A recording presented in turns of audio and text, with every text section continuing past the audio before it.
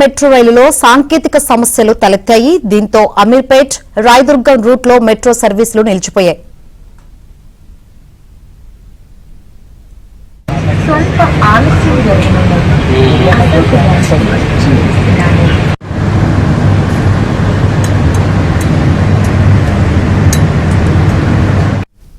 Hyderabad metro రైలులో సాంకేతిక సమస్యలు తలెత్తాయి.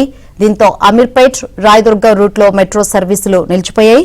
మరిన్ని వివరాలు మా ప్రతినిధి నుమాన్ అడిగి తెలుసుకుందాం. నుమాన్, అమీర్పేట్ టు రాయదుర్గం రూట్ అంటే కొంచెం రష్ ఎక్కువ ఉంటుంది కదా ఇప్పుడు, సో ప్రాబ్లం సాల్వ్ అయిందా?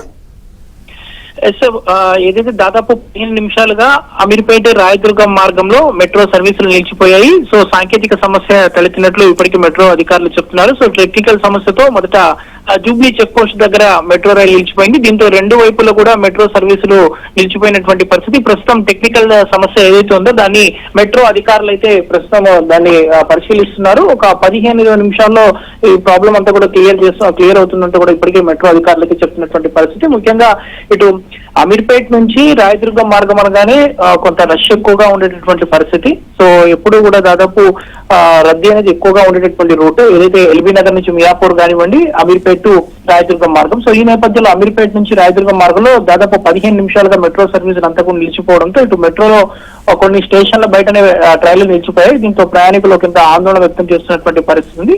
సో కాసేపట్లోనే ఈ ప్రాబ్లమ్ ని సార్ట్అవుట్ చేస్తామంటూ కూడా ఇప్పటికీ ఇటు మెట్రో అధికారులు అయితే చెప్తున్నారు. దాదాపు 15 నిమిషాలుగా జూబ్లీ చెక్ పోస్ట్ దగ్గర మెట్రో ట్రైన్ నిలిచిపోయింది. సో దాంతో పాటు ఒకదానికొకటి అన్ని సిగ్నల్స్ అన్ని కూడా ఎక్కడికక్కడ నిలిచిపోయినటువంటి పరిస్థితి. సో ఈ నేపథ్యంలో ఏదైతే ఇటు అమీర్పేట్ నుంచి రాయదుర్గం మార్గంలో పూర్తిగా ఇటు మెట్రో రైలు వ్యవస్థకి సంబంధించినటువంటి పరిస్థితి ఉందని చెప్పొచ్చు. శంకరి.